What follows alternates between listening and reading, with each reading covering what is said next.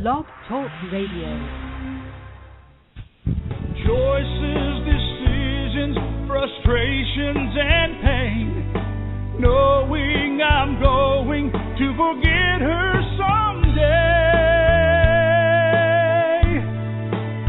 While I still can, I'll challenge all my loved ones, every friend, to look inside their hearts and understand that I will love them. I will love them while I still can.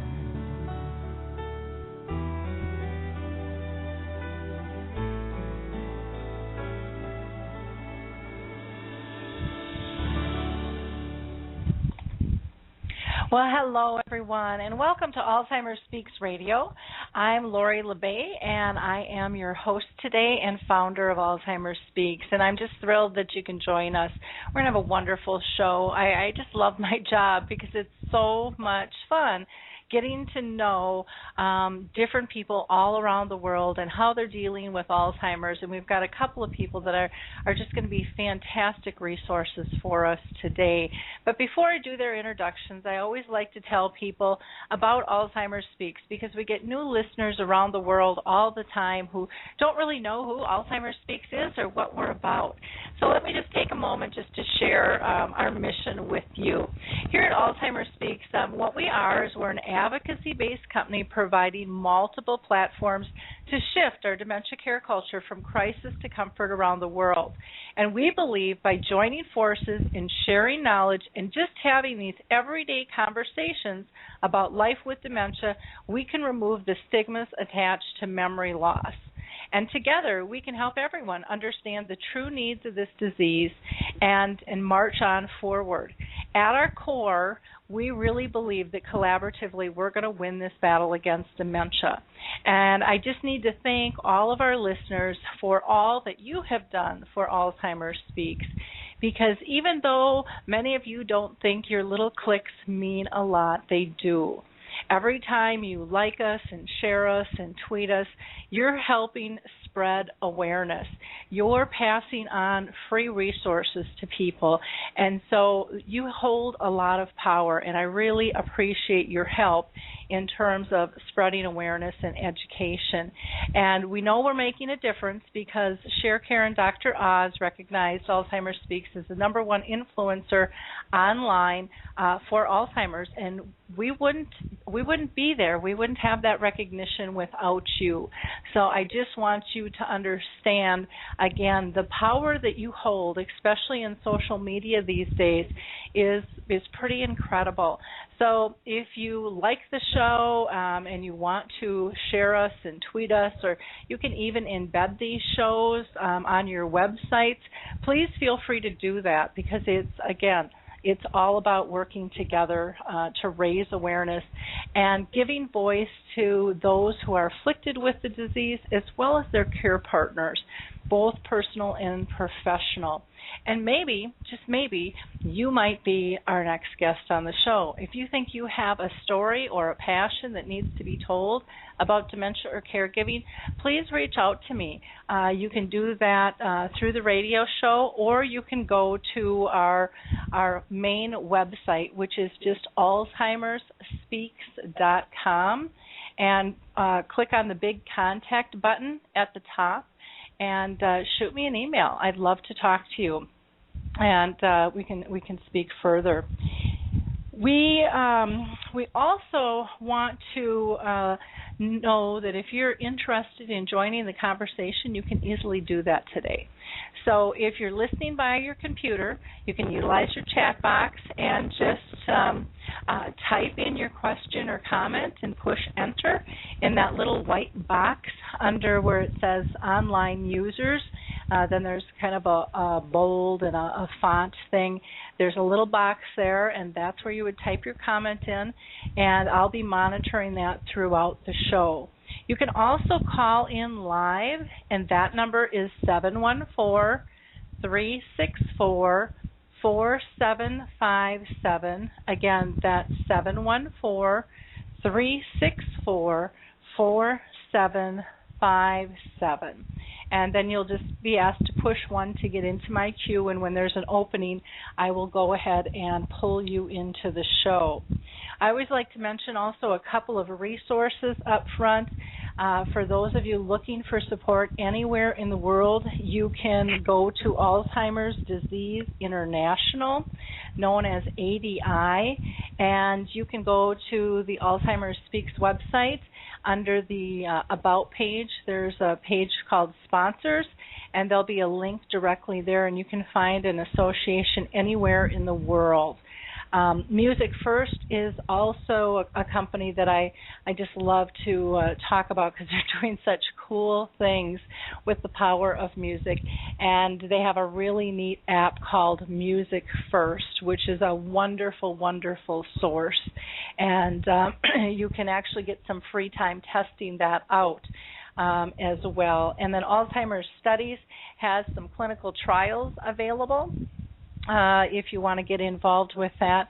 And then the Lewy Body Association, there's so many people with Lewy body dementia that don't quite know where to go, and there is an actual association for them. So I just want to make people aware of that. So with no further ado, I'm going to go ahead and introduce our first guest.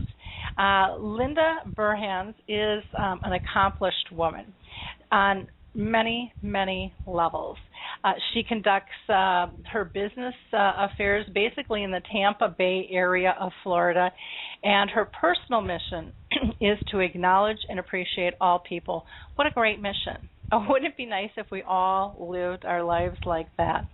Over the past 30 years, she has been in a variety of leadership positions in corporate America, and she's now one of Tampa Bay's leading women entrepreneurs.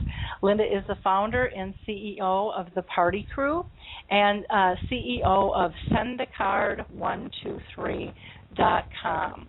And today we're going to be discussing with Linda her recent published book, Good Night and God Bless, which is a collection of wonderful memories of her loving mother. The book is humorous and heartfelt stories, which I think inspire and really will assist anybody who is being challenged with caring for a loved one, because we all know that is no easy task.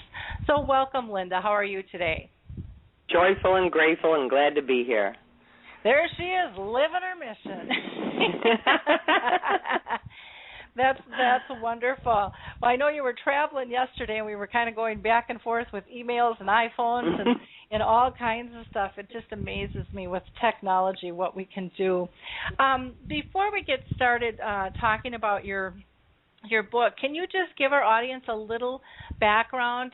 It's always nice for them to know if you've been personally touched by anybody who has had dementia, family or friends, etc.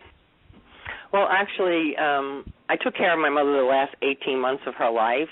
I had moved to Florida a few years earlier from New York, and she finally decided to move down here by me, and she moved down here in June of 2006, and October of 2006 she was diagnosed with stage 4 colon cancer.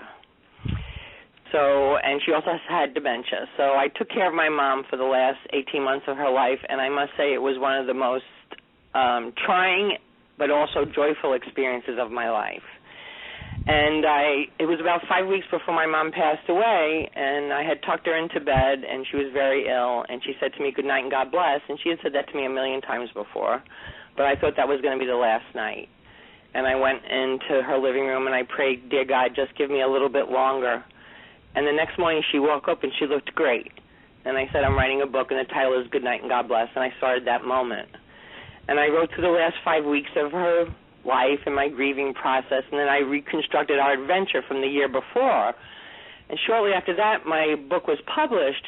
And when I went out promoting the book, every single time people would come up to me crying and saying, "I think I need help with Mom. I think I need help with Dad. What is dementia? What is caregiving?" It was just, and I remember when I went through my experience, I ran around this little tornado saying, "I can do it, I can do it," when half the time I didn't know what I was doing. And I You know how it goes.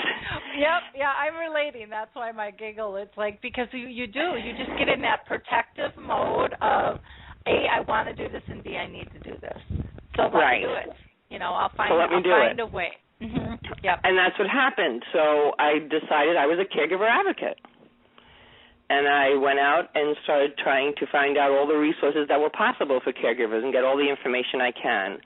And then a home health care company who I had business coached the owner a few years back called me up and said, what are you doing? How can we work together? So I now do 6 to 10 support groups or workshops a week for family caregivers, professional caregivers, about Alzheimer's, about dementia, about just caregiving in general, and just all the facets of the things that go with it. And it's been quite a journey. And every single day I learn something new from these support groups. Every single day we find another idea and another way that can make the journey easier. Oh, I believe that. How big are your support groups that you do? Some support groups are 10 people, some are 30. I'm starting a new group starting next month that's going to be called Caregiver Clubhouse, and it's going to be a support group just for men. Because I find out in many of my groups, it's mostly women, and the men don't say too much, but then they wait till the group's finished, and then they speak to me by themselves for like an hour.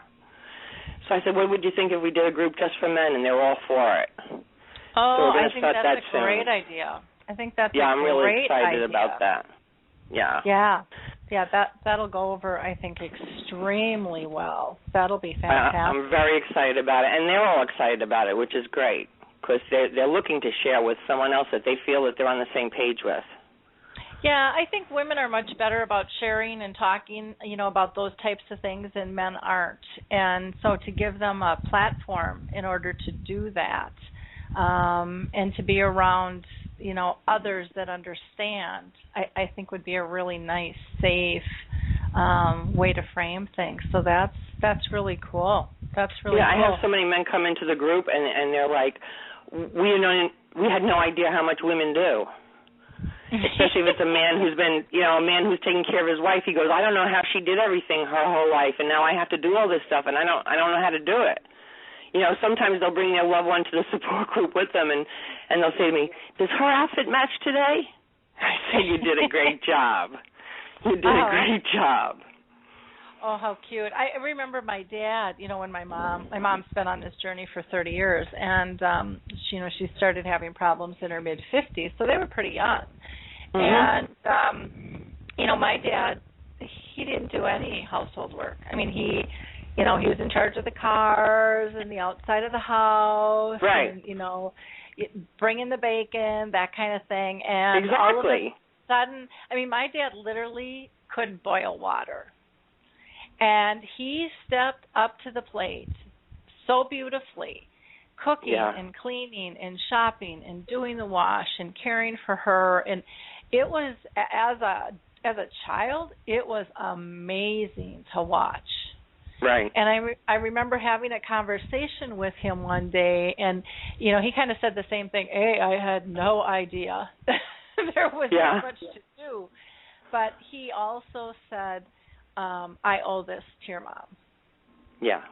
Well, most of the men that are in my groups, they've been married 50 years. Yeah. And he said she would do it for me. She's been doing it for me all, the whole time we've been married. There's absolutely no question, exactly. for him not to do it. But I think one of the tough things is asking for help, too. And I know that that's something that you kind of wanted to talk about. So why don't we go ahead? We'll just kind of mix up our format here and go with the flow and talk about that, because I think it's so important. I call it the AAA dilemma. Caregivers do not ask for help, they do not accept help, and they do not acknowledge themselves. And there's many studies out there that more and more caregivers today are dying before the person they're taking care of. Mm-hmm. And I think a lot of it is just for those reasons. And I can remember one time, this was shortly after my mom had passed away, and I was in a supermarket, and I met a friend of mine. She said, how you doing? And I said, I'm doing okay. And she said, Linda, I'm sick of hearing that from you. She goes, I have to let you know that when you were taking care of your mom, you stole my joy. And I was like, what? And she said, every time I asked if I could help you, you said, no, I'm okay, and I could see you swimming in quicksand. Why wouldn't you let me help you? And it just, a light bulb went off in my head. Because people are asking to help because they want to help you. But I think the biggest thing with caregivers is when the question is asked, they just don't know how to respond. They don't know what to say. They can't think of what can I accept help with. So I suggest to caregivers to take a little bit of time to sit down and make a list of some things that you can accept help with. So this way when your neighbor comes over and says, hey, is there something I can do for you, you can pull the list out of your pocket and say, maybe you could mow my grass? And your neighbor's going to say, yeah, I'd love to do that, because that's why they've been asking you all along. And a woman came to my workshop recently. It was wonderful. And she emailed me about a week or so later, and she said, Linda, I thought about what you said, and when I went home I made a list, and I only put one thing on my list. And when anyone asks if they can help me now, I say, if you could come over any afternoon between 2 and 4 and let me take a nap, that would be wonderful. And her exact words were, and I'm as pleased as punch to tell you that I'm now napping 7 days a week, and my husband is getting 7 different visitors that stopped coming. Wow. What a win-win situation. Yep. Wow. And how sweet is that? Well, because we let, people can't help if we don't let them. I mean, right. We have to give them, a format to do that. I was talking with a man yesterday, the CEO of Lots of Helping Hands, which is a nice tool for people to be able to ask for help. And it's kind of like a caring bridge on steroids, where it doesn't even have to be the primary caregiver who's coordinating it, but it might be a friend who says, right. let me coordinate meals or laundry or appointments or nap time or just conversations, right. Whatever type of respite it is. And, utilizing the technology we have can make it so much easier, too, to be able to communicate updates and needs and so forth. And so, use whatever mode it is. Maybe it's tapping into, some neighborhoods have real tight circles. Others, it might be a church circle. Others, it might be friends or work, and don't think you can only tap one circle. Right. Everybody was your friend before, and so I think a lot of times people get frustrated that people leave their life. Well, sometimes we don't let them in. Exactly. We're too busy. We're too busy. That's another thing I say to caregivers. We spend our whole time doing tasks that sometimes we're missing the most important part of the caregiving experience, and spending time with our loved one and having some time for ourselves so that we're strong enough to spend quality time with our loved one. But we're so worried every day about the tasks. And this is what people say to me all the time, especially when their loved one passes. Oh, I wish I wouldn't have done all that, worried about keeping the house clean and everything else. I wish I would have spent some more time. But they can't do it because they don't allow themselves. Yep. And then sometimes they don't even know how to spend that quality time. Like around the holidays, a woman in one of my groups, her dad has Alzheimer's, and she said to me, this is going to be the best Christmas ever. I'm going to deck out the house. And I said, honey, slow down for a second here. I said, first of all, if you deck out the house and you have all those lights flashing and everything, it could be very upsetting to your dad. She said, well, what am I going to do? I said, make his favorite meal and just spend a day of joy. Play cards. Watch a movie, or pull out the old photo albums. She said to me, Linda, he won't know any of the people in the pictures. I said, just pull out the old photo albums. Well, she called me like a week after Christmas. She said it was the best Christmas I ever had. She said, I pulled out the photo albums, and he didn't know one person in the photos, but he knew every car. That was a 1947 Ford, and he told a story about it. That was, a 52 Chevy, and he told a story about it. And then she said to me, the next day I thought about it, and that might not have even been the car he was talking about, but I didn't care. We had a great time. Yeah, and that's the whole point. It's the conversation. My daughter, for example, and her boyfriend a few years ago, it was so cute. They would go up and talk with my mom about cars because that's what the boyfriend liked, to talk about. And all of a sudden they're talking about, it was hilarious, they're talking about pink Cadillacs and sound systems and spinners, which my mom doesn't even know what a spinner is, but she wanted them on her pink Cadillac. And they just have this fun, lighthearted conversation of dreaming, and we all like to dream. And, somebody with dementia is no different, So to be able to be in that world, and to this day, she still talks about, Grandma talking about the pink Cadillac and, the spinners and the sound system. So don't lose those gifts that are before you because, you think it's not proper, It's interesting. I also speak to youth groups about playing it forward. It's a game everyone wins. And there was a boy in this one youth group, and he was really struggling with reading, and his parents hold down like 3 jobs. They got 3 kids, and there's just no one to help him. Well, there's also a gentleman who's been confined to bed for 2 years, and he has dementia, and he's a retired English teacher, and he just loves people to read to him. So I went and met with the man and said, we have this little boy that really needs help in reading. Would it be all right if he came and read to you 2 days a week? And then we went to the little boy and we said, we have this man that's very lonely and just would like a boy to come read to him. Do you think you could do that? And he said, sure. Well, I met the little boy a few weeks later and he said to me, Mrs. Burhans, did they have milk boxes outside your house when you were a kid? I said, yeah, they did. And the woman called her husband Mr. Ornery. And she said to me, Linda, on the 2 days a week, Mr. Ornery knows that Michael's coming. He's happy all day. Michael's learning a history that's going to be lost if we don't speak to our seniors. And at the end of the school period, Michael's reading grade went up from a C to an A. So what can we do? We can just connect people. We can just listen. We can just spend some time. And kids know how to do that many times easier than adults do. Yeah, well, because they're used to playing, and they're not inhibited, Right, and they don't have any fear. Yeah, adults have all these rules and social etiquette. They're worried about, how's it going to look? What are other people going to think? And kids just say, hey, we're here to have fun, Exactly. So why aren't we? So there's so much that they can teach us in that process that's absolutely incredible. I think the intergenerational thing is really neat because there's been so many studies too with kids and with pet therapy where people they come out of their shell, because they know it's kind of playtime. It's comfortable time. It's not going to be challenging. It's not going to be set in rules, and they just know.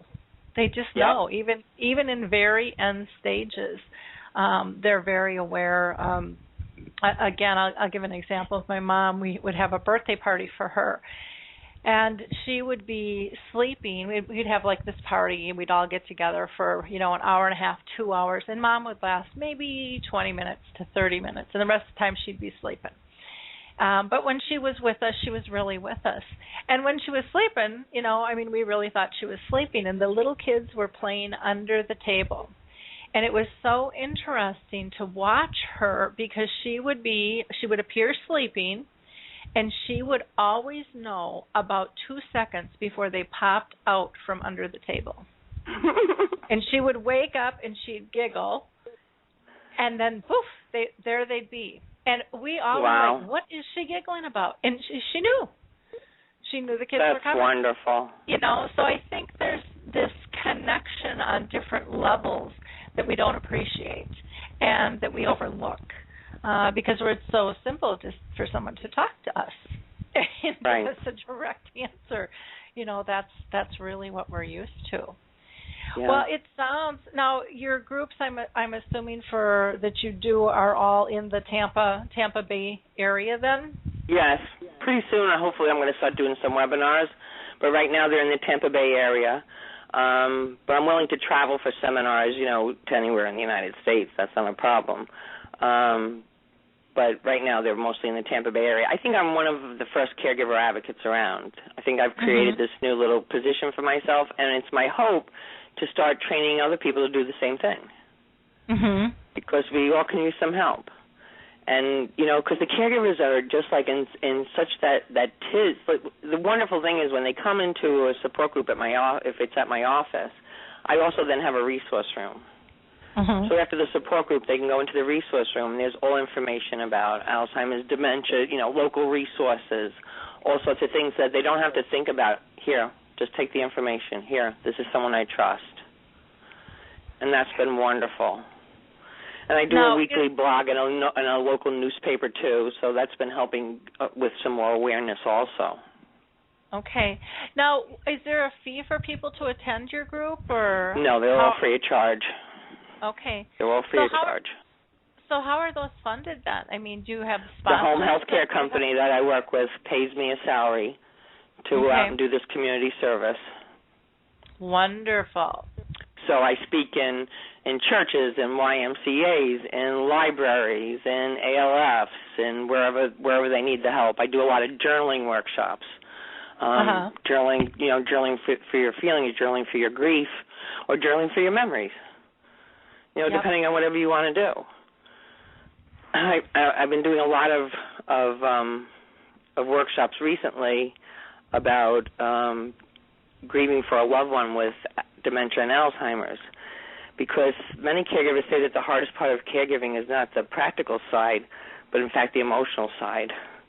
It can be heartbreaking. It can be a heartbreaking experience watching your loved one slip away more and more each day. And I think people don't realize that they're going through that grief as they're experiencing their daily losses, which can range from loss of income, freedom, time, the relationship you have with your loved one, and health, just to name a few. Yeah. Well, and I think the loss of the relationship is, the biggest thing I see people struggle with and not even realize it's happening. Exactly. Because they're how could I lose my relationship? I'm caring for them. I'm doing everything, but it's the intimacy, it's the spontaneity, it's the fun that slips away. And that fun piece is kind of the core that brings us all together usually. Yeah. And that's kind of the glue. And so I think that humor piece and that intimacy is really important to somehow keep intact, and to really not lose your relationship because your roles have changed. And that's a tough one. And I think families struggle with that as a whole. Even if a husband or wife is caring for a loved one, the children's roles change as well, not maybe as significantly, but they still change. And it's important to not lose the core of who you were together. In this process, hopefully it helps build that relationship and brings you to new levels. I had a woman come into my office. This was probably about 6 months ago, and she had just moved to Florida from Georgia. Her mother had just passed away. In fact, her parents had only lived here for like 4 months. And she had lost her job in Georgia, and she was having some financial problems, so the family decided, well, you should move down to Florida and take care of Dad. I call them the designated daughters. And so she moves down here, and she doesn't even know where anything is, and her dad is really angry. So she walked into the support group that day. She's the only girl that showed up that day, and I say, who's ever supposed to be there is supposed to be there. And we talked for like 2 hours, and I told her about resources, and she started coming to some of my different support groups and workshops. And she called me a few months back, and she said, Linda, I have to tell you this story. She said, my sister came to visit, and her sister said to her, you look wonderful. What have you been doing? Because when she saw her 6 months previous, she was just a mess.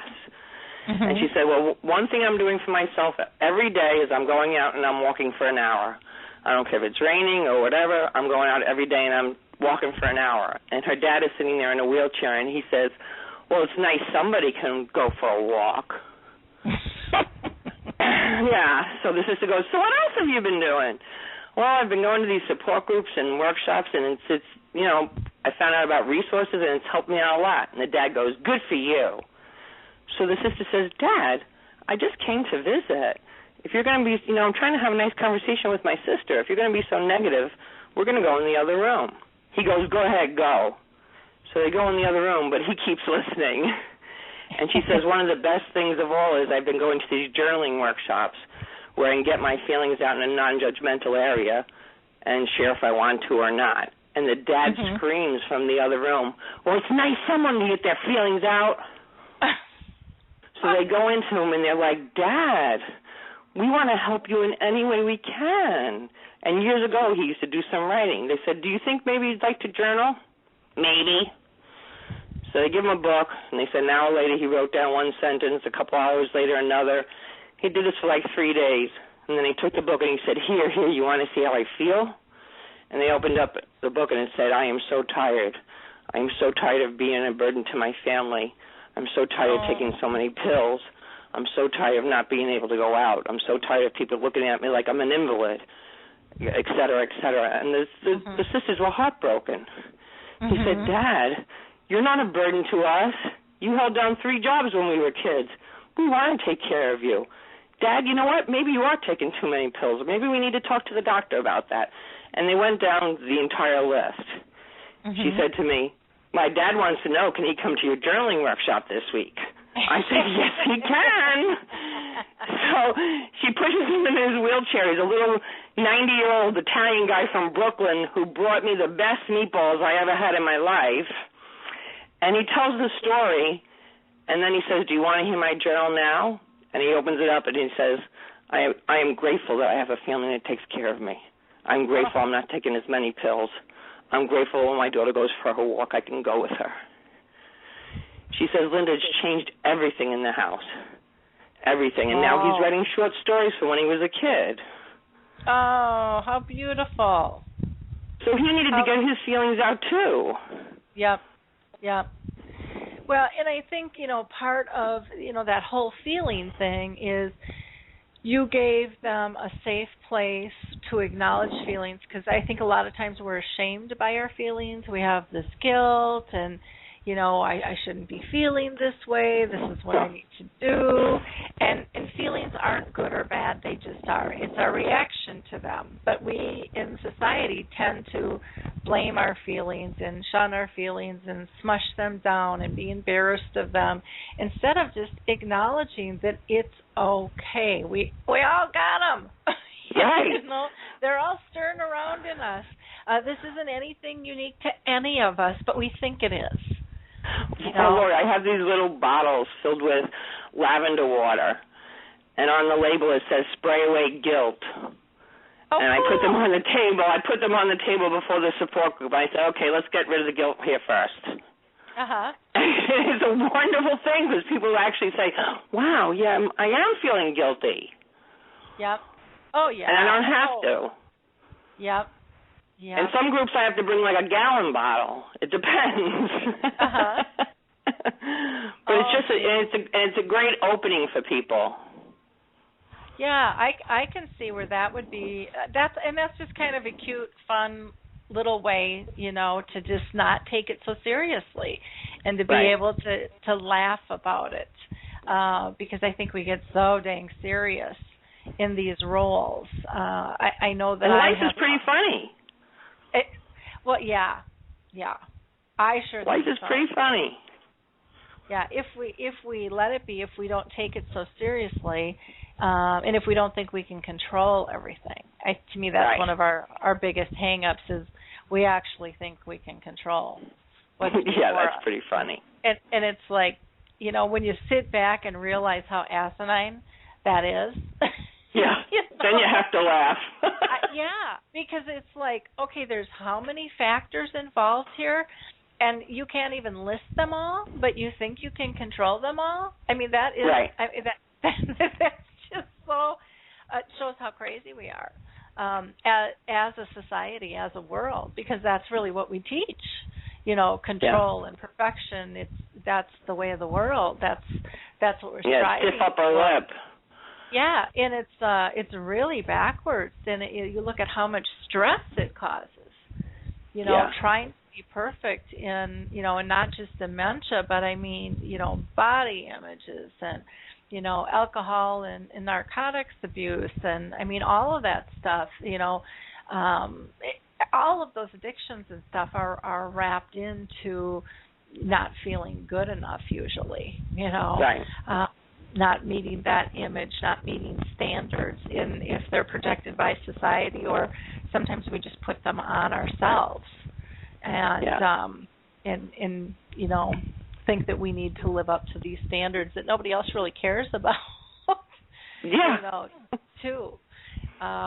Very, very interesting. Well, let's talk about your book and why you decided to write it. You had touched that your mom had the saying all the time, and was that kind of the trigger for you then to say, this needs to be the title. And it was just such a profound experience, the whole caregiving experience with my mother. Never did I think I would be taking care of her. She was the strong mom. Mm-hmm. I'm the oldest of four, and it was such an experience. When my mom was diagnosed with stage 4 colon cancer, they made a suggestion about chemotherapy, and I have a sister who's a nurse who was against it, and my other sister, her husband died at 44 from throat cancer, so she really wasn't up for it either, but my mother wanted to try it. Mm-hmm. So we did 2 rounds, and she was out flat. It was terrible. It was just killing her faster. So we decided as a family to stop doing that. And when we did, my mother told everyone she was cured. Mm-hmm. Now, I don't know if she thought she was cured, she wanted to be cured, or she wanted everybody else to think she was cured, but you know what you put in your head. Yeah. So we had a wonderful year where I was with her every single day except one day when I went to jury duty. Mm-hmm. And we just tried to laugh about everything and find the joy in everything. I just wanted to find the time to spend with her and to really let her know how much I appreciated her, because here I'm out at that time I was doing appreciation marketing seminars and talking to people about appreciating one another, and I'm thinking my mom's in her final year. Mm-hmm. And I can remember one day she was at my house and I was in my office and she was sitting in my den watching one of those judge shows, which she always has something to say about. Uh-huh. And I walked in the room and she was just staring at her hands. And I was like, Mama, what? And she said, oh, I'm just looking at these old, ugly, arthritic hands. And they were pretty banged up. And I said, normally I would have said, oh, Mama, those hands are just fine. Oh, Mama, here's some hand cream. But I'm thinking, Linda, put your money where your mouth is. And I sat down and I took her hands in my hands and I said, Ma, besides how many dishes you told me these hands have washed and how many clothes, my mother didn't get a washing machine till the 4th child. I remember her washing those clothes and hanging them on the line. I said, these hands have combed my hair and wiped my tears. These hands have held my daughter and hold my grandchildren. Mom, these are the best hands in the world. And my mother just ever so softly said to me, thank you, Linda. And that was one of the most profound moments in my life. And what did it take, 30 seconds? Well, you got me in tears. Well, they do say on my next printing of my book, I need to put a little label that says mascara free. Yeah, wear your waterproof stuff. Well, but it's those little things that are the biggest packages in life. Yeah, and we just, we had a great year. It was like I would take her to networking meetings with me, and when you go to a networking meeting, you get to stand up and do your 30-second or 60-second commercial. Uh-huh. Well, my mom would stand up and she'd say, hi, my name is Joe. I'm Linda's mother. I just moved here from New York, and I just want to find a man with a lot of money that just wants to be my friend. Mm-hmm. And everybody would laugh. And so she kind of fit in. And she was always like the jokester, so she was joking through her illness. She was showing people a different way to live. Yeah. And just that whole year, I journaled a lot more that year. Like if you saw my journal the day that we found out she had cancer, it's scribbled and cried on and everything else. But then when you see my journal on other days where we just had a lovely time together, and I wanted people to know that their caregiving experience can be the worst experience of your life, or it can be downright beautiful, depending on how you handle it. Yeah, and it may not be consistent. through the whole journey, and that's okay because life has its ups and downs. And so, again, get that perfection model out of the way. It's kind of like being on a diet, and you might jump off and grab a donut, but you get back on the wagon and you get your routine again. It's okay to go there. It's just not okay to stay there because then there's other issues going on, with depression or whatever it might be. So, it's really important to have that balance. And what I always tell people is, remember, you can't have a high without a low. Right. You can't have joy without sadness because there's no measurement. Yeah. And, so it's important to remember and capture and appreciate those sad and difficult times just as much as it is capturing those joyful times. Granted, you want to stay in different zones longer with that, but, both are beautiful and both teach us lessons. I can remember times driving in the car with my mother, and I'd have to pull over to the side of the road because she was sick. Mm-hmm. And she would get sick, and sometimes she'd get sick on herself, and then she'd be embarrassed. And, Linda, and I'd be, it's okay, Mom. It's okay. And we would go home, and we would get her all cleaned up, and then I'd put in an I Love Lucy movie. I'd make her a shake, would put some Ensure in it that she didn't want to drink, that she didn't know was in the shake. Mm-hmm. And we would just laugh about it. We would just laugh about it. It would be okay. Mm-hmm. It would be okay.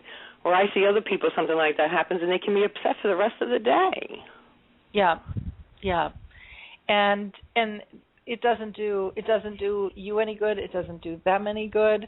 I think the question we have to ask ourselves, and we have to ask ourselves this often: how would I want to be treated? Exactly. And all of us, I don't know anyone who doesn't want to be treated in a dignified, respectful fashion. Exactly. And I don't know of anyone who doesn't want to laugh either. And I don't know anyone who doesn't want to be loved. Exactly. And so if we keep those in mind in terms of how are we going to respond, I think that's really, really a critical piece. It makes us slow down and, again, appreciate what's important. I have your memory chip, which is a tool people can get on my website, which just teaches people 3 things, to focus on. Are they safe? Are they happy? Are they pain-free? Because those, that's kind of the basics of life that we all want. And then it's easier to deliver those tasks when we focus on those things. And then we can let go of a lot of the crap that we thought was important before. Times and dates and names, they're really not that big of a deal in the scheme of things. It's funny, sometimes when I do the support groups, someone comes in and it'll be their first time, and they'll start, and she had an operation on June 23rd, and then on June 29th this happened, and then, and they go through that whole litany of everything, and then someone else in the support group will say, stop, just tell me how you're feeling. Yep. And they realized that whole story wasn't that important. The important thing was, how are you feeling? Yeah. But we think it's important, and we think that list is all about them, so it's person-centered.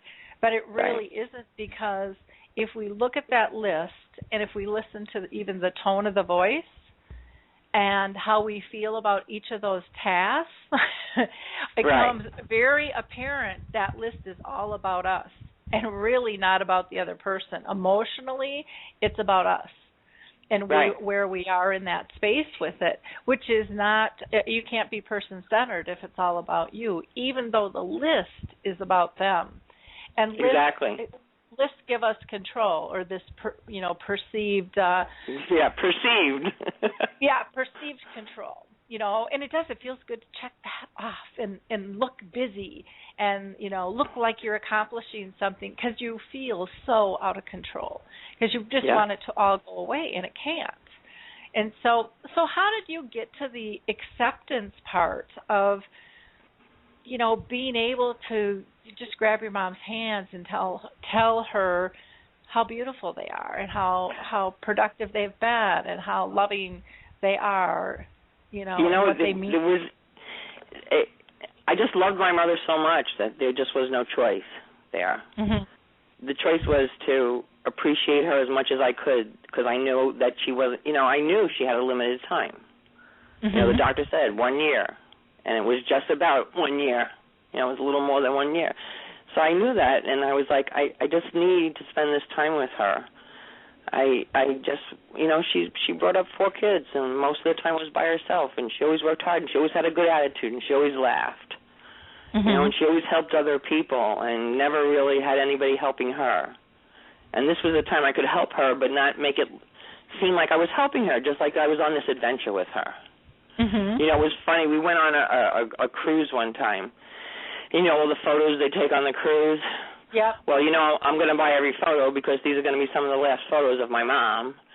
And the last night of the cruise, they dress us up in these old-fashioned outfits. And they take a picture of my mom holding this rifle with this scowl on her face. And it says, they put it on in a wanted poster, and it said wanted, $1 million reward. So I have a greeting card company, so I take that photo and I download it onto a whole bunch of cards. And my mother sent them to all her friends up north. And all it said inside the card was, "Dear Lori, got in a little trouble in Mexico. Please pray for me." And it was wonderful because everyone laughed, and everyone that called her was laughing. No one called her to say, "Are you dying?" No one called to talk about the sickness. Yeah. They called for a laugh. They called about life. Yeah. Right, and she got to chat with them, and they chatted with her. And if we hadn't done that, some of those conversations never would have happened. Yeah. Some of those little goodbyes never would have happened. Yeah, the way we frame things is really important. I remember when we had my dad had brain cancer. They gave him 1.5 years. He lived 4.5. But wow. at the end, we knew that he wasn't going to make it till their 50th wedding anniversary. And so we threw this party together in 2 weeks, and we had about 200, 250 people show. And my parents renewed their vows. And the reason I share this is just because it's how we frame and set things up is really important. So the renewing of the vows was just for family. And everybody who came in was really upset, when they found out that they had renewed their vows and they weren't there. Mm-hmm. But what happened was we were all bawling because we knew it wasn't really a renewing of the vows. It was my dad's last goodbye to my mom. Right. Now I'm going to cry. And this was 10, 11 years, almost 12 years ago. And so, but when all these new people came in, it pulled us all out and up, even though some of them were highly offended that they weren't, part of that. Mm-hmm. I explained to them afterwards, we would have been a bawling heap, just one big mess of 250 people crying. Instead of celebrating life, we would have all been sad, thinking about the passing. And he's still here, And so let's celebrate, let's engage. And that's exactly what happened. And it was really probably one of the best events in my entire life I've ever been to. I would say it is, in terms of the way people came together and shared stories and laughter, and it was just such a blessing, a blessing. But it is on how we frame things. Well, the last 2 years of my dad's life, he was confined to a bed in Greenwich Village. Torture for the man that was always out there and doing things. And the church that I go to, they mainstream the service on Sundays on the computer for people that can't come out of their homes. Well, I had mentioned that to my dad one day when I visited there. And then one Sunday I'm coming out of church and my phone rings and I pick it up and my dad goes, "I like that red dress you got on." Because he's watching the church service and he sees me in the church. And then he would call me at other times and said, "Did you listen to what the minister said today?" But he was still living. Yep. He was still living through me and with me. And that was oh my God, it was so cool. It was so good. I have a website in honor of my dad. It's called The Dave Game. It's about random acts of kindness. Can I just tell you my favorite story about that? Yes, please do. This was a couple of years ago. I'm in a drugstore, and I'm looking at some things, and I can see the prescription counter, and there's 3 people waiting online. And the last person online is a young woman with a baby, and the baby's crying, and it's very obvious that the baby is ill. And she gets to the head of the line, and the pharmacist says, "Oh, we don't have that medication right now. We can get it for you in about 2 hours." And one tear just went down her face. Well, there was an older gentleman sitting on the side, and he came over to her, and he said, "Can I be of assistance to you?" And she said, "What?" He said, "I don't have too much to do today, and I have to wait for my prescription, so I could get yours if you want and bring it to your house." Well, the girl's eyes get, like, huge, and people in the store start checking out this conversation. And he goes, "I'm not a creep or anything. I'll just leave it by the door and ring the bell." Mm-hmm. And the girl says, but what? I don't even know you." And he said, "Well, to tell you the truth, I live on a very limited income. And my children and my grandchildren and my great-grandchildren all live up north. And I really get to see them. So this would kind of be a privilege for me." So the girl looks up, and everybody in the store kind of starts, like, nodding their heads, like, "Yeah, he's okay." And she writes down her name and address and gives it to the man. And it was like something from TV. It was like the heavens opened. You know, the baby stopped crying, and everybody's in the store is happy, and she walks out, and I'm bawling. Uh-huh. And I go over to the gentleman, because the website about random acts of kindness is a Dave game, and I said to him, "Do you know you just Daved her?" And he goes, "I did what?" So I told him about the Dave game, and his name was Michael McNamara. He was 82 years old, and he and I became friends after that. We had breakfast and lunch a couple of times. But he calls me 3 months later. He says, "Linda, you're not going to believe this." The girl's name was Julie. He says to me, "Julie told all her friends what I did with the prescription, and they all chipped in and sent him airfare to visit his family." And it was the last time he saw his family before he passed away. Wow. Huge. Yep. The power we all hold and we take advantage of by not appreciating doing those little things for others. And, you know, setting that example and getting people to talk about goodness instead of crisis all the time. You know, it just drives me bananas, the news, you know, and everything on is just crisis and upheaval. And, you know, why can't we hear more stories like that? Why can't we teach our children, you know? My dad was thrilled every time I would call him and tell him a new story. "Dad, look what this person did today, or look how somebody helped somebody." He was just delighted. Yep. You know. Yeah. And another thing I'd like to say too, you know, I remember when my dad first became ill. He had a series of strokes and cancer and things, and he couldn't talk to me on the phone. Uh-huh. And I felt so disattached because I was in Florida and he was in New York, and I was like heartbroken that I couldn't communicate with him.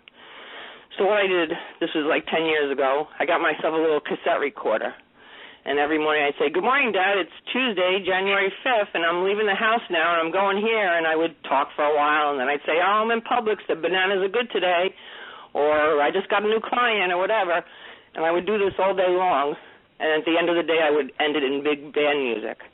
And I sent him a cassette tape every day for 90 days until he was well enough to speak to me again. Well, I don't know who that was a gift to, me or to him. Mm-hmm. Because it was wonderful for all of us. He could still be a part of what was going on, even though he was ill. And he could hear me anytime he wanted to. Yeah. Well, so we need to find creative ways. Yep. And for you, you knew you were connecting with him. You knew you were making a difference for him, which then is just it's a gift 10 times back, you know, for ourselves when we do those things. You know, it's very, very neat to say.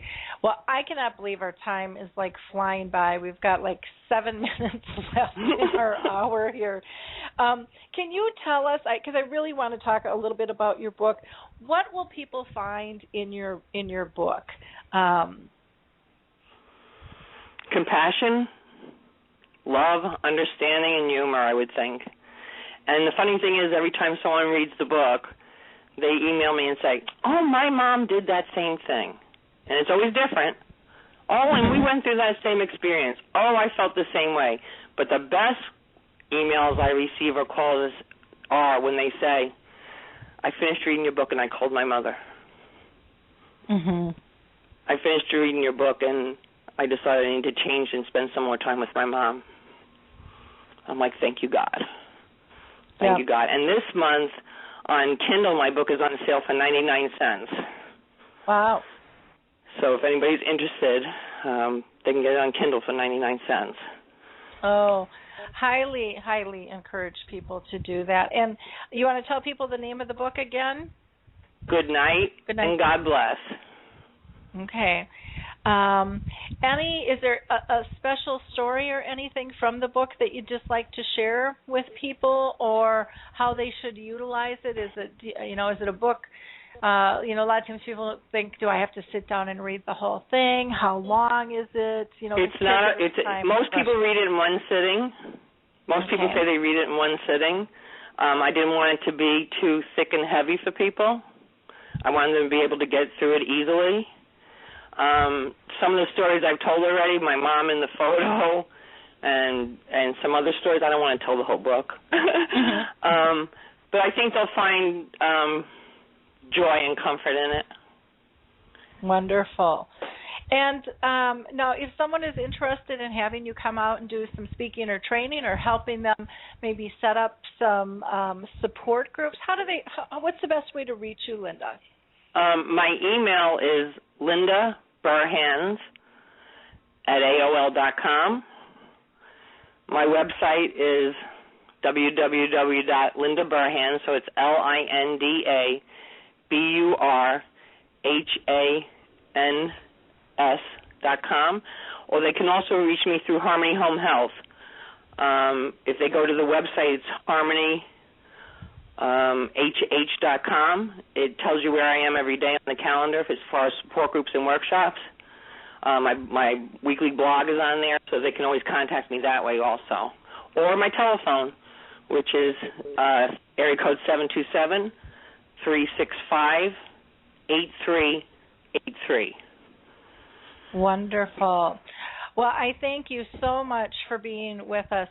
It's really been a joy to have you here, and to have this conversation. Time just flew by, and it flies by when you're having fun and connections are being made. And I know for a fact that you've made connections with others in our audience as well, even though we didn't get any comments coming in. Sometimes we do, sometimes we don't. It was just fascinating to listen to you, and you can really hear your mission of life come through your passion. So I appreciate all the work that you're doing, and I wish you a blessed week, and we'll definitely stay in touch, okay? Thank you, my new friend, and have a delicious day. Okay, bye now. Bye. Well, what a fun conversation that was. Before I introduce our next guest here, I'm just going to do kind of a mid-break here and give you some updates. If you haven't had a chance to listen to our last radio show, which was about the wristband project for dementia with Gary LeBlanc and the hospital in Florida, I really recommend that you do that, because this will be a game changer for healthcare, and we'd love to see you be involved in that. We also talked about incontinence solutions, and it was kind of fascinating learning, how much can be saved not only in dollars but in our landfills with some new products that are available there. Our next show coming up is going to be at a little different time. It's going to be, for the U.S., it will be July 16th, but I'm going to be interviewing a group of people with early onset dementia over in Australia. And so we're going to be talking about living a full life with early onset. And Christine Bryden is going to be one of those people she's just absolutely fascinating. You may have seen her in some of the videos and posts that I've done on the blog.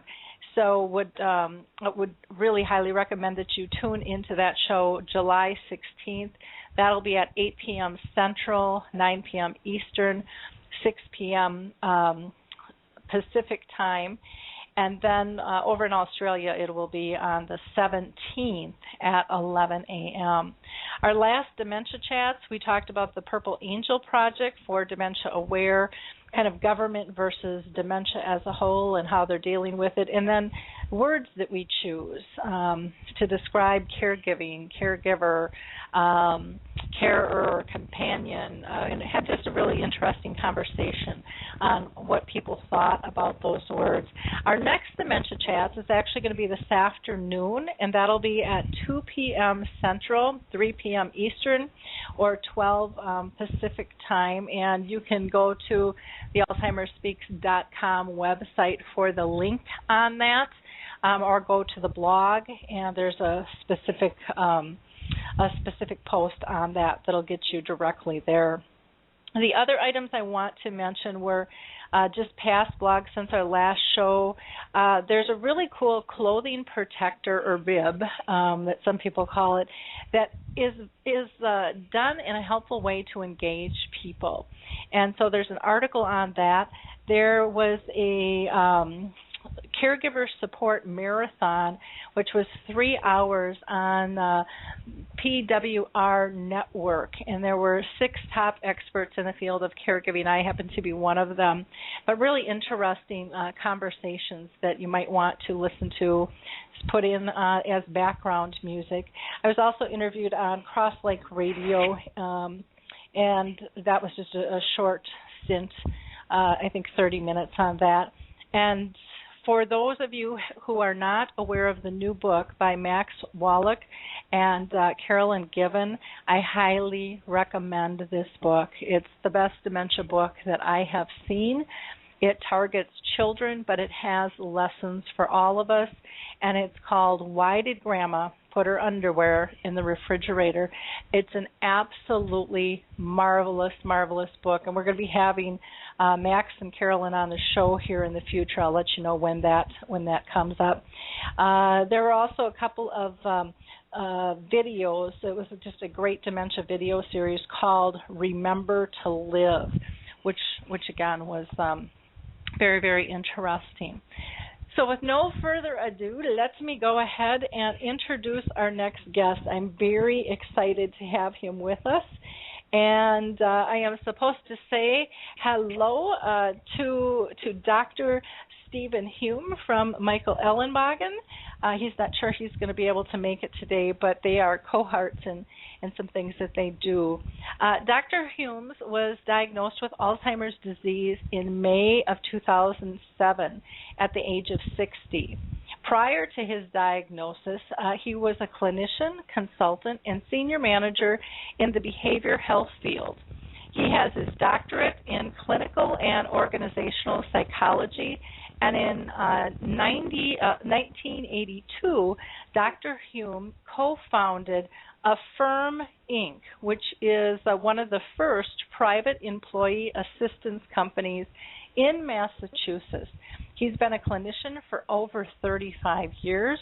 He's a past member of the Alzheimer's Association National Board of Directors and is currently a board member of the Alzheimer's Association Massachusetts and New Hampshire chapter.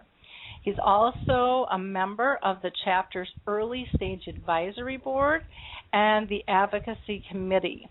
He was a recipient of the Peter Murreth Inspiration Award in 2013, and he was, and this was awarded by Myra Kraft Community MVP Award by the New England Patriots, and the owner was Robert Kraft. He, as a member on the National Early Stage Advisory Group, has spoken to lots of different groups. In 2009, he spoke for the Public Policy Forum, and he was a principal speaker at the 2010 Candlelight Rally in Washington, D.C. And if anyone has ever been out there for that rally, it is probably one of the most gorgeous settings. He has helped write the principles for a dignified diagnosis, and in 2010 he became an Alzheimer's ambassador. He travels extensively for the association, and in the past 2 years he's spoken at multiple events in 18 states. He was a keynote speaker at Southeast Florida chapter, and he's participated at the National Institute of Health Forum for outcome measures as well. He spoke in 2010 at the White House briefing on the challenges of Alzheimer's disease in the United States, and he was the keynote speaker at the Mississippi Department of Mental Health annual Alzheimer's conference. So Steve is quite accomplished here, and we are just so blessed to have him with us today. He lives in Massachusetts with his life partner, Candace. So welcome, Steve. How are you doing? I'm doing well. Well, thank you so much for taking the time to be with us today. I'm really excited to be here. Michael wasn't sure he was going to be able to make the show, so he said, make sure I say hi. So I said, I will do that. I'll give a shout out for you. He said you'll have a great conversation with this man. He's pretty profound, doing great things. Well, that's something to live up to, I guess. There we go. Yeah. So can you tell us, with this diagnosis, I mean, it was interesting that you were on the board, the national board, and then to actually come down with the disease. How did that hit you, when you first got diagnosed? What was your response? Well, my response was total shock. My partner, Candy, and I, when we went and got the diagnosis from the neurologist, that wasn't what we were expecting. And so I remember very, very vividly when the doctor said that to me, that I closed my eyes and I could see a room full of open doors with sunlight outside, and all of those doors then shut, and I was in the dark and kind of in my own world for 20 seconds, and I could remember Candy kind of calling me back to the room, and then we asked about prognosis and treatment and that kind of thing, and the neurologist said to me something that I'll also never forget, and that is, your world will progressively shrink until it becomes the size of the chair you're sitting in. And that was the way he described my future. Wow. And not something anybody would want to hear on that, or no. I sure wouldn't anyway. No. That kind of doesn't give you a whole lot of hope, I wouldn't imagine. No, and that was probably the takeaway from that meeting. I mean, I went home and did some online research, and this was, you have to remember, 6 years ago, and things have changed a lot over 6 years, but basically there was a lot of information on there that, people progress and usually die in 7 to 10 years. And not much about early stage Alzheimer's at all at the time. And so, I quit my job. I talked to my boss, and, she offered supports and this and that. And after we talked for about an hour, we both realized that the level of job I had, I was not going to be able to continue. And so, figuring I was going to, rapidly deteriorate and die in 7 years, I quit my job and went home and sat in my favorite chair. I figured if I was my world was going to shrink to the size of a chair, I'd pick the chair I wanted. So that was my initial reaction to all of this. Wow. And 6 years later, here you are, flitting around the country, talking, doing radio interviews, and it still amazes me though that so many are still being told this, short-term, diagnosis, and they don't know. I mean, I am a firm believer they don't know, just like they don't know with cancer. My dad, they said we pushed them, we wanted answers, and so we pushed the doctor, and he said, year and a half. Well, we were blessed to have him 4.5 years. And, but I think sometimes it's because we push for those answers. The doctors feel they have to give them to us. And sometimes I think it's just because the doctors just really aren't educated in terms of the process, depending on who you're talking to. And I have been told a zillion times, your mom couldn't have had dementia for 30 years. Hello? Right. We've been living it. She wasn't diagnosed right away because the doctors poo-pooed it to hormone. You can call it whatever you want, but she had, significant memory loss.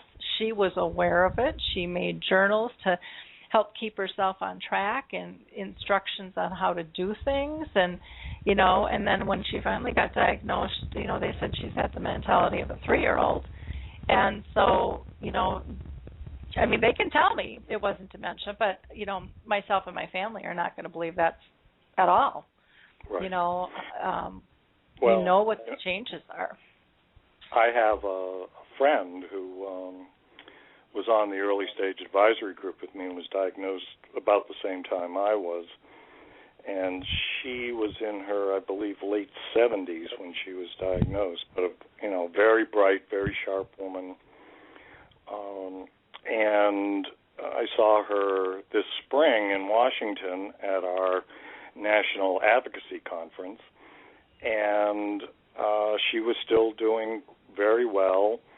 And she told me that her doctor, she had a visit like a month before, and her doctor told her that she couldn't possibly have Alzheimer's because she was still doing so well after 6 years. Yeah, it's, we so don't know what this disease is, as a society.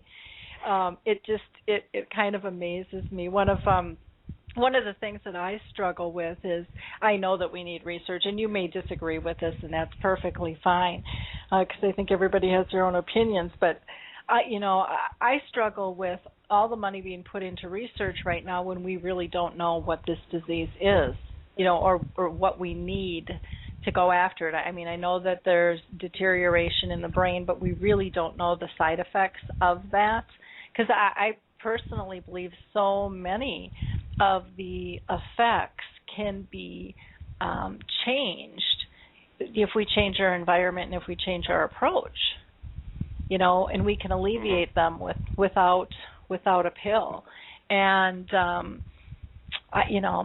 I could be wrong, but that's my personal belief. On my 30-year journey, I've just seen so many things that were issues didn't have to be issues if we changed our approach or the environment in which we did them. And then that makes the whole, drug thing, a different ball of wax of what it is that we need and why we need it and stuff. Well, any thoughts on that? The world is catching up with you, Lori, I think.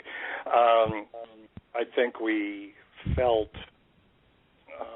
you have 30 years of experience with this, and I have 6. I knew nothing about Alzheimer's pretty much before I was diagnosed.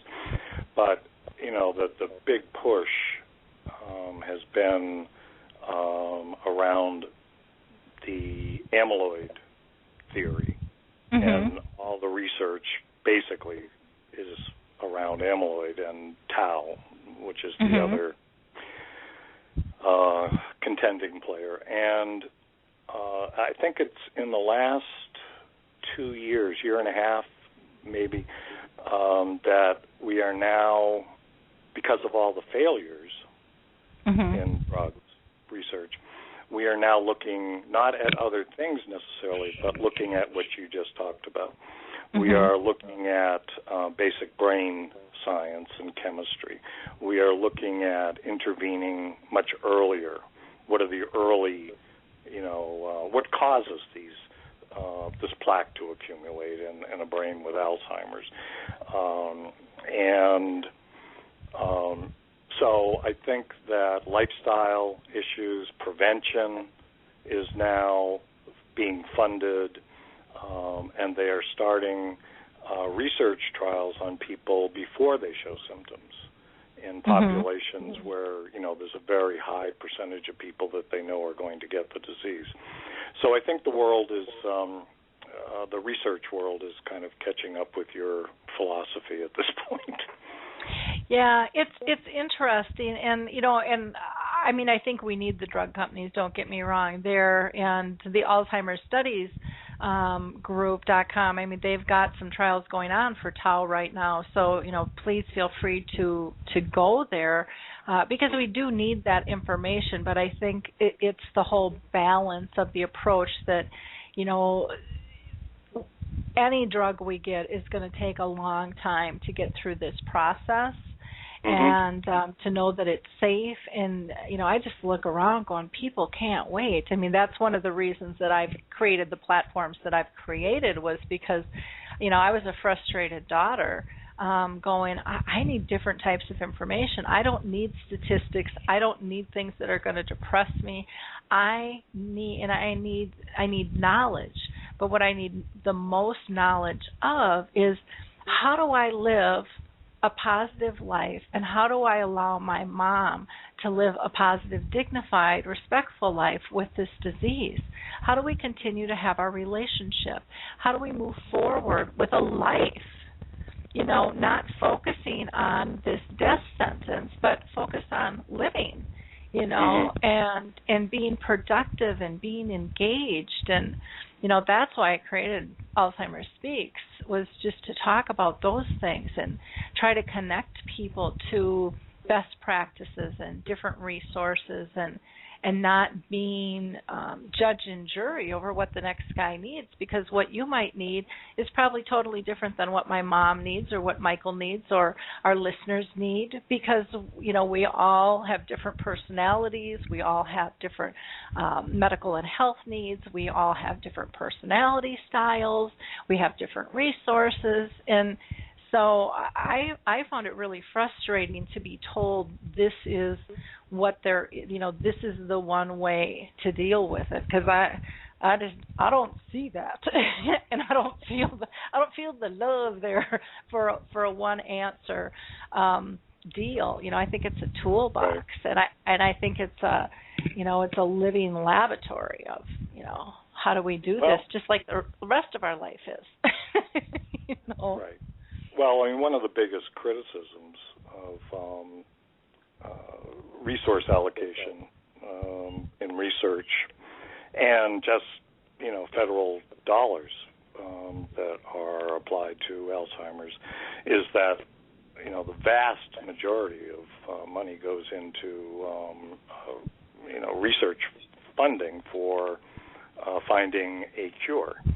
And even though there are millions of people with the disease, and as you pointed out, even if they, this year found a promising candidate, it would be 4 years before people were getting it, and there'll be another million people with Alzheimer's. And, where's funding for how to live with Alzheimer's?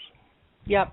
And for resources for people like yourself, caring for people with Alzheimer's and for the people with Alzheimer's themselves. And so that is a very common criticism. And it's when I was sitting on the national board, we had to develop a strategic plan for the organization, the national organization, which is almost 80 chapters and national. And it was like, well, where do we put our resources? And it's a very it's a very tight and tough line to walk. I was sitting there at the time as one of two people with the disease on the board, and I'm thinking to myself, I'm going to need resources. I don't expect they're going to find a cure for me, but I'm going to need resources, and so should I put my 2 cents worth into allocating more researchers for programming and funding for care partners and caregivers, and or into research? And what I finally decided was that there wasn't going to be enough resources. There isn't enough resources to take care of the increasing number of people with Alzheimer's if we don't find a way to slow it down or cure it.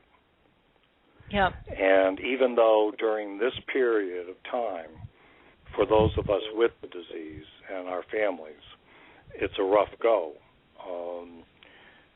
If we put all the research money into, taking care of people with Alzheimer's and lifestyle modifications and funding for transportation and reimbursement for caregivers, so they could get paid something for staying at home and taking care of people. And in 20 years, there's going to be 12 million people with Alzheimer's.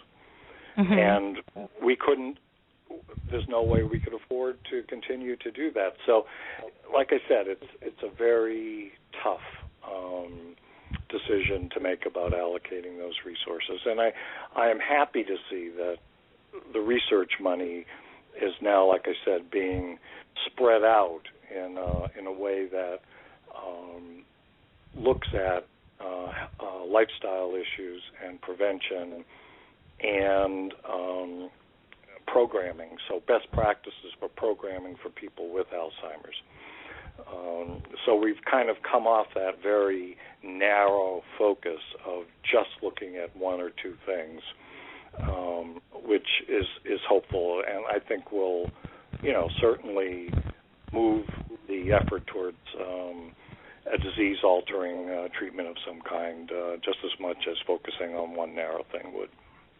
Yeah, I'm just so big into the collaboration and getting communities to work together, getting organizations to work together. And for me, I think that's been one of the most frustrating things is organizations not being willing to work collaboratively, everybody wanting to have their own proprietary thing, thinking it's the magic bullet, and none of us have the magic bullet on this. This is,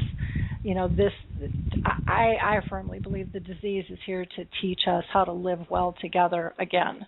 And I think as a world we've gotten away from that, and really pretty destructive in terms of our economics and our engagement and, the whole 9 yards. And I think, we're being forced now because of our economic times to have to work together, which I think are some huge gifts because, let people do what they're good at so then we can build even more resources and pool them. And, the ownership thing, none of us own this disease, nobody wants to, Right. Anyways, I hope to God not, but,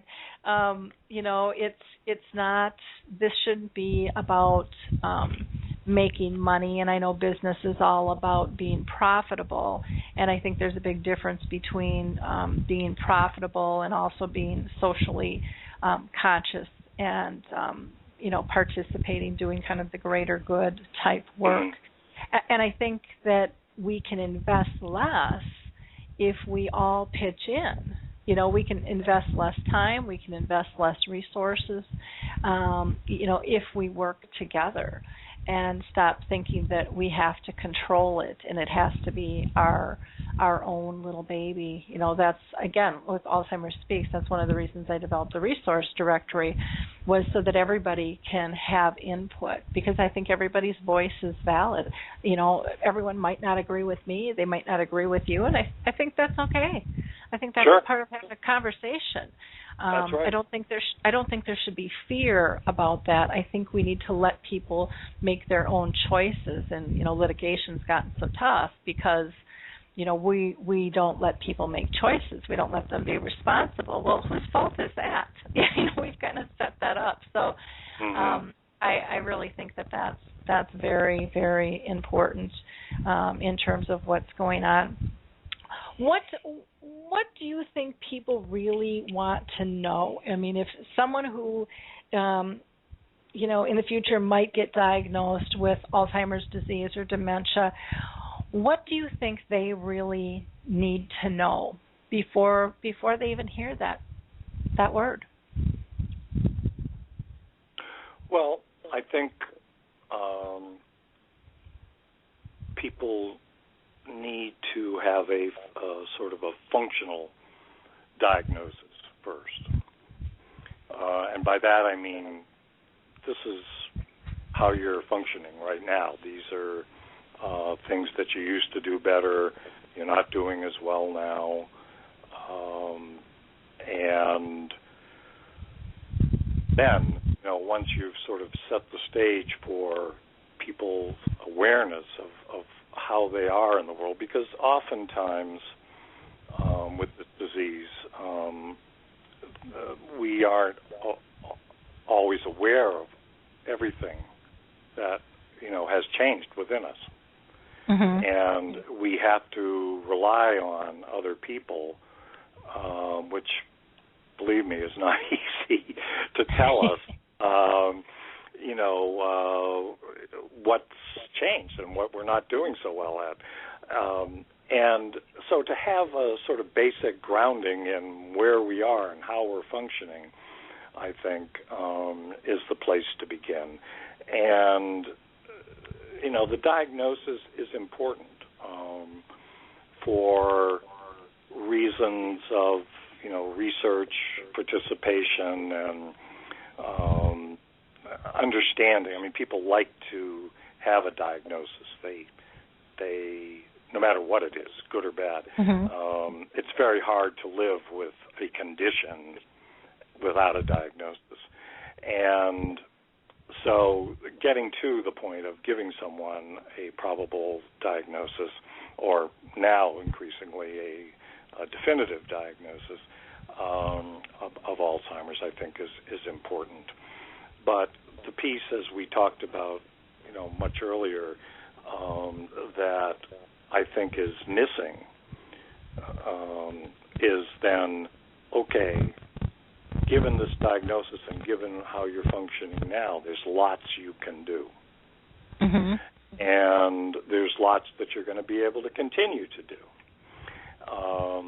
And there are workarounds for some of the things that you're having problems with.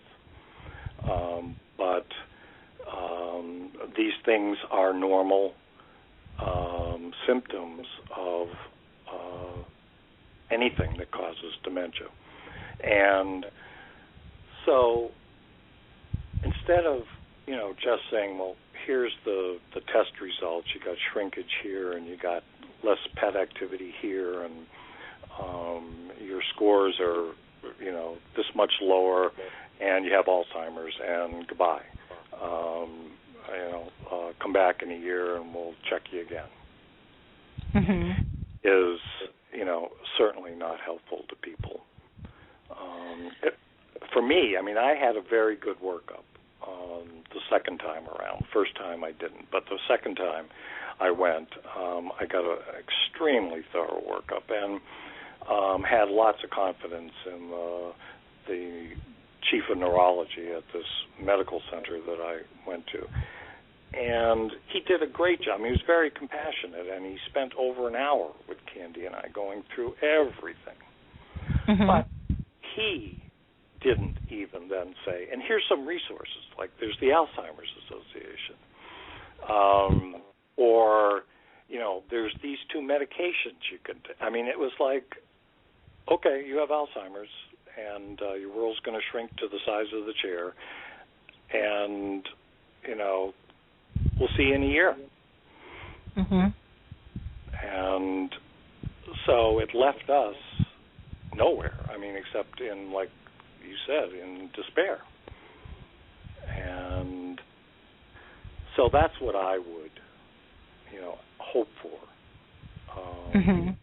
that complete picture would be given, and a functional picture would be given, and resources would be talked about, and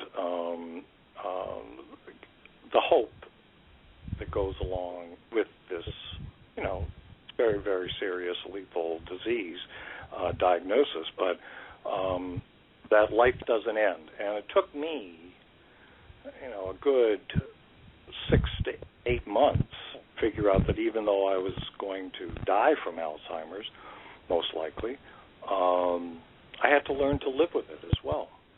Mm-hmm. And no one told me that there was life after diagnosis. And that's so sad. That's just so sad. But that's part of breaking down the myths and the misconceptions, with this disease. And that's why it's so important to be able to hear your voice and hear others like you talk about, what it's really like to have this disease, because it's not what we think. It's not what we think at all. And right. And it's giving people hope and giving people permission to live with this disease. One of my sayings is and one of my goals is to get people to learn how to live with the disease, not as it. And I think for a long, long time we have been treating people as a disease instead of treating them as a person with a disease. And there's a huge difference on which comes first, and how we look at them and how we engage with them. And my gosh, there's probably very few people in this world that don't have some kind of disease, and we don't walk around and, say, oh, hi, Mr. Diabetes and Mr. Heart Disease, and, oh, gosh, you've got several, we don't address people like that. But we do tend to do that with somebody with Alzheimer's disease in a really strange fashion, and it's too bad. It's really so sad. People picture this disease as only end stages, and they're just shocked. There'll be a lot of people listening to the show today that will be shocked that you can have a conversation with me. Yes, isn't that amazing? Yeah, and how did we let that happen for so long? Well, in all fairness, I think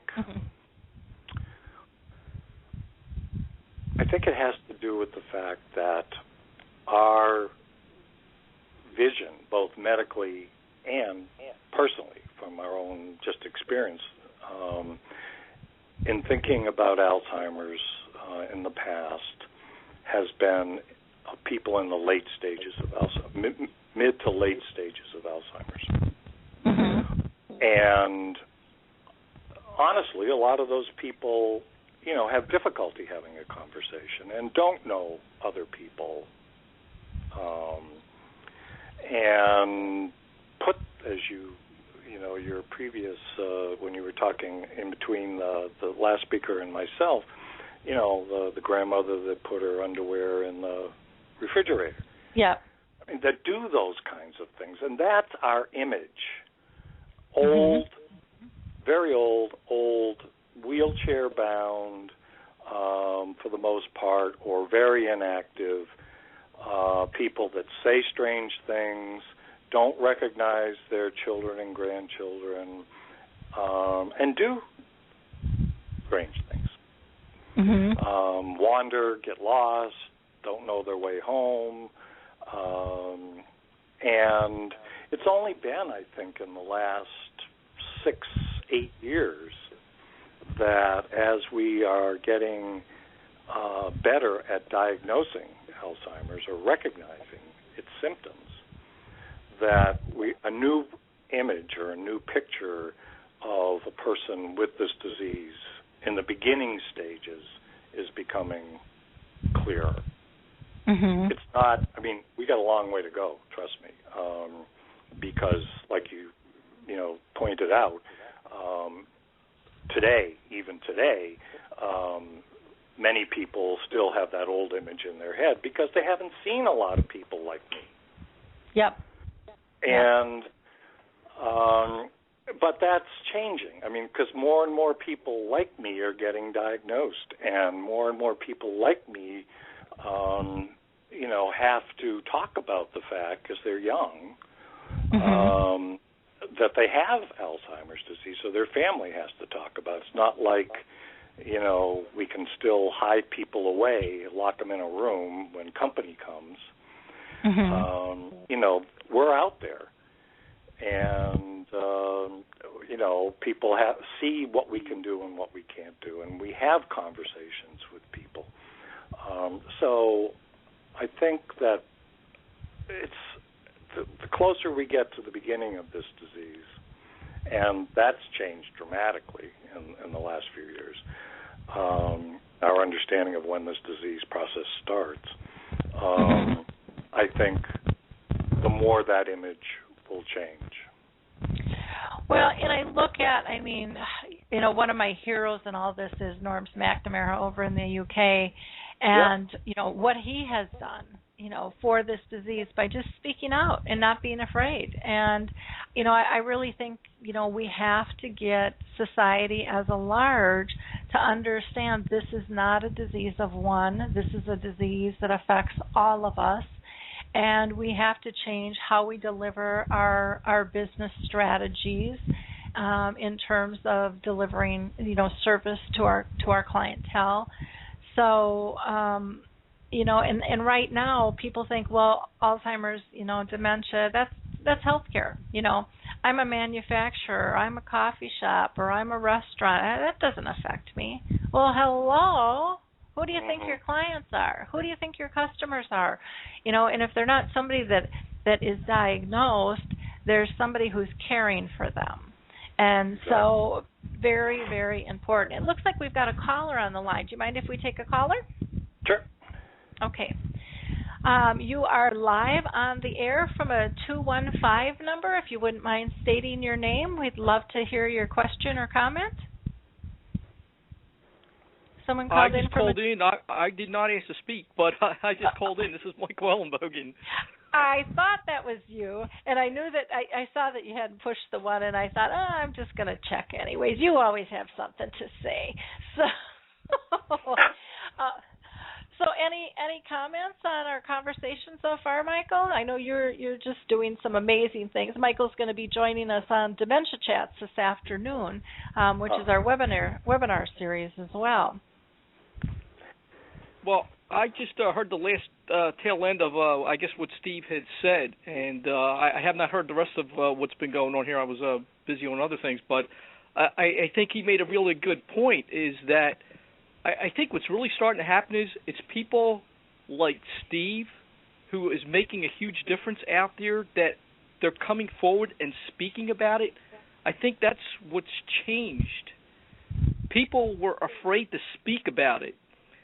And because people like he is speaking out there and the Norm McNamara are out there who are speaking about it, that is what's bringing other people, what I consider, out of the closet and wanting to speak about it. And I think that's what is creating this change in our society, that people are starting to look at it differently. And it's going to take a long time, but I think with a lot of people who keep speaking up, I think we're going to make a difference and change it, the way people think about this disease. I agree. And to me, what all of you are doing, and what I try to do as well, is to remove the fear. When we have these open conversations, we remove the fear that is so tightly wrapped in this disease. And, I can name a lot of friends and family who just, they hate conflict, so they skedoot. If they don't know how to handle it, or if it's uncomfortable, they're out of there. And right. That's what this disease does. For a lot of people, it's just like, not comfortable. Okay, see ya. Right. And now we're having these normal conversations, and we're talking about practical things that really aren't that difficult, and we're acknowledging the feelings and saying we don't have to be our feelings, and that there's new, different ways, and there's this support out there, and people are getting really energized by that. It's like this wealth of information people didn't even know was there. And it was connecting the dots. So I think you're right, Michael. I think these conversations are very important. And for me, one of the things that I love to see is people's voice get stronger and come out. An example I'll give tomorrow, actually, our Memory Cafe is going to be doing a little panel presentation to one of our communities. And, a year, 2 years ago, nobody would get on a panel. It was hard enough for them to come in the door to come to the Memory Cafe. And now, the other week they met with a news producer and are going to be, part of a feature. And now they're going out and speaking on a panel, and they're so excited. They're so excited, and they know how important their voice is because they know how lost they felt. Yes. And they don't want others to feel that. And Lori, there's and Michael, you still there? Yes, I am. Hi, how are you? Think of the potential.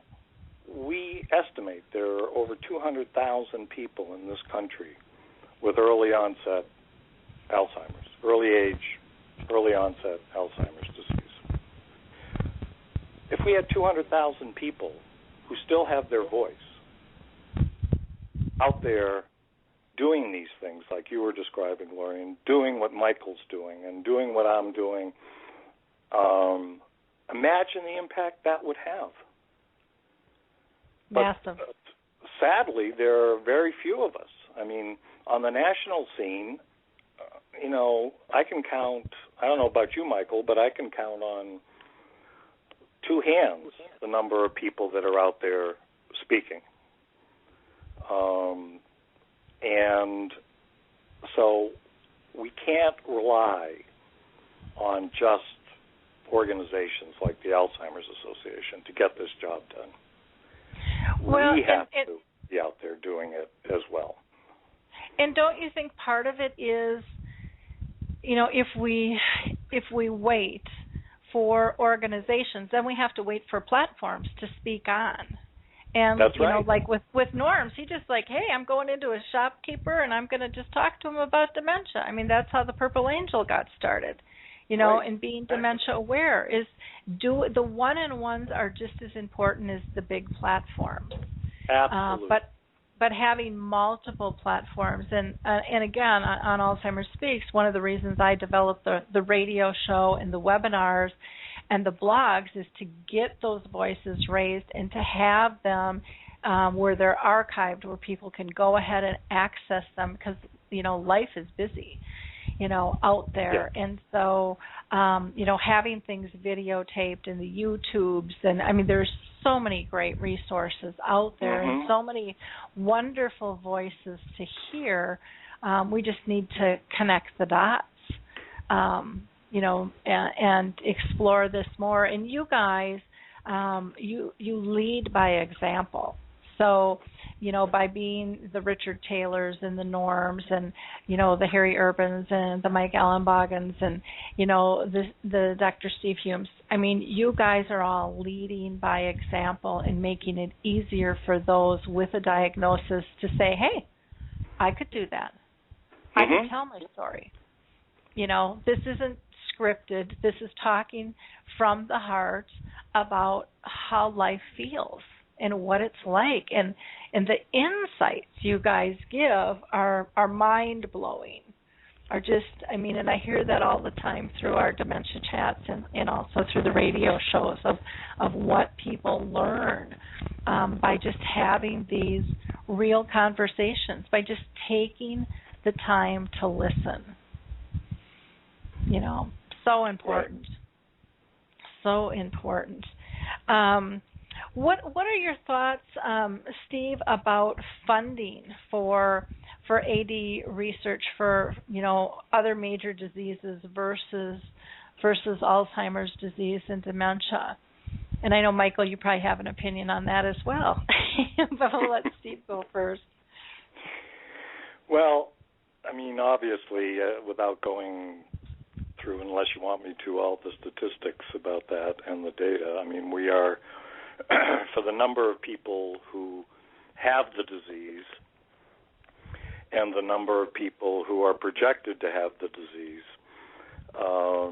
we are funded at a pitiful, I emphasize that, pitiful level. And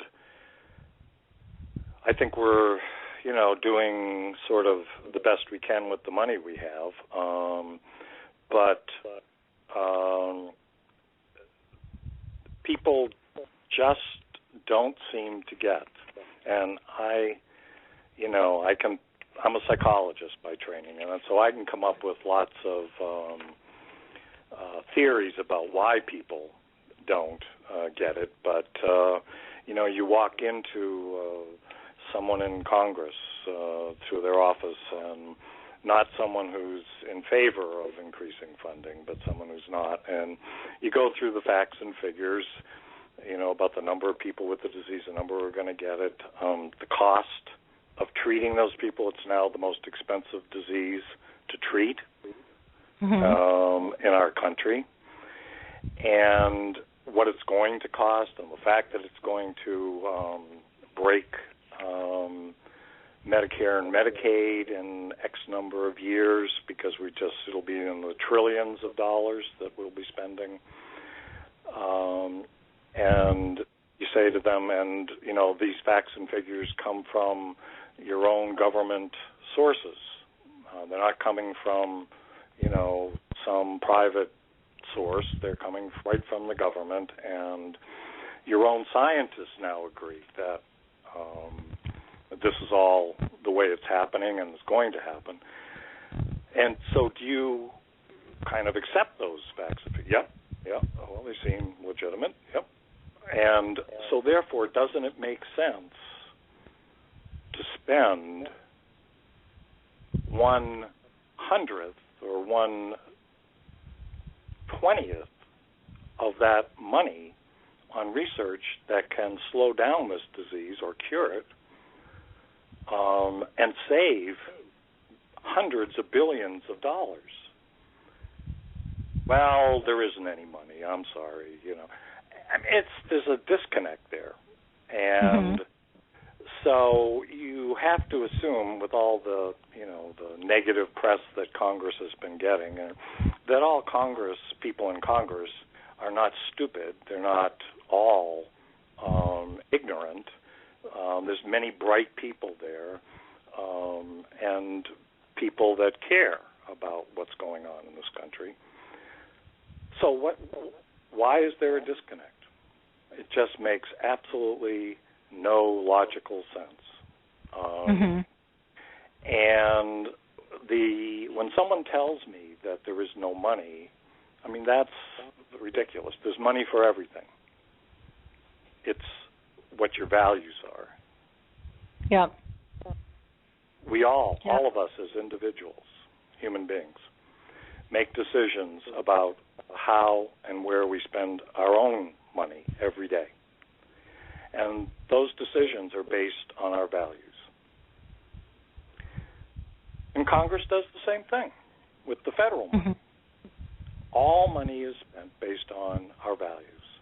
Now, the cynical among us may say, well, all people in Congress value is getting reelected.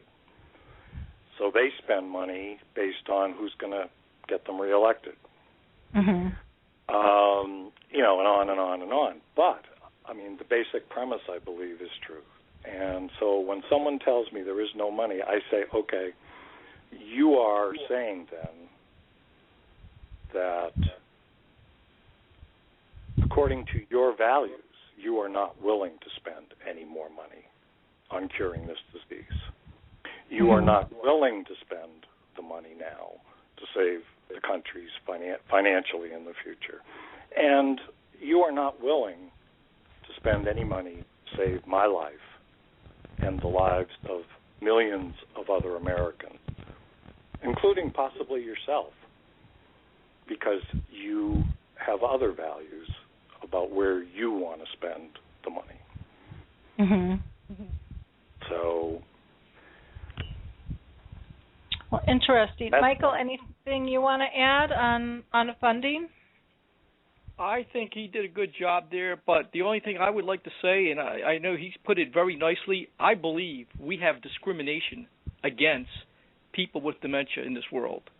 I mean, NIH was formed in order to combat the most progressive diseases, and we're living with the most progressive disease right now, and they're doing nothing about it.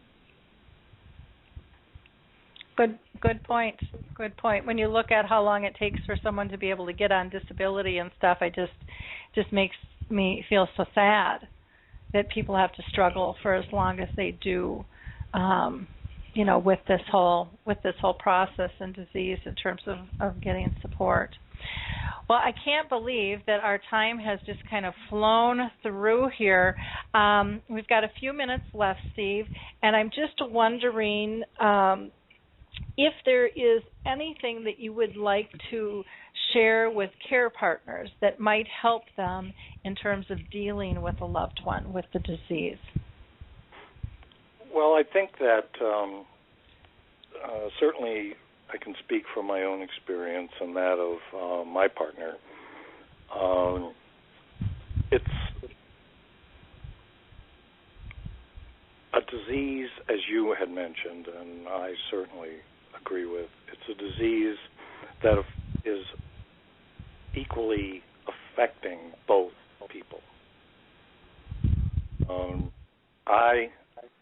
When I was first diagnosed, felt it was just happening to me. But I realized, after not too long a period of time, in my mind at least, that this was equally, if not more, having an effect on my partner, Candy. And we're in this together, and I believe, and I told her recently that, I've gone through the hardest part for me. Getting the diagnosis and having to leave work and all that was the hardest part for me. She has yet to have to go through the hardest part for her, and her hard part will last a lot longer than mine. But I think on a day-to-day basis, in the beginning stages, especially of this disease, it's a redefining of the relationship and being able to talk about it, and not just one person pointing out to the other what they're doing wrong, and the other person not with the disease, not coming back, and being defensive. It's a dance back and forth, because in our case, Candy, wanted to take care of me. And so her natural impulse was to take over and protect me from, either getting hurt or making a bad decision or whatever it was. And, so we have had to talk about, I have had to say to her, back off. I can do this. And let me do as much as I can, and then just a little more. And if I fall on my face, I fall on my face. But sometimes in relationships, the partner, out of love and care and concern, takes over, and the other person with the disease gets de-skilled. And that will just push the process of deterioration at a much more rapid pace. But it's very hard for the person with the disease, with those caring for the person with the disease, to let us kind of do what we can do and keep us functioning as well as we can. And the most important thing, as with all relationships, Lori, is being able to talk about it. If you weren't able to talk about things before someone in your family gets Alzheimer's, it's kind of late to start talking about it, but those who have better communication skills before do better. And, it's even more important then to sit down and learn and how to talk to each other, because you can't assume anything with this disease.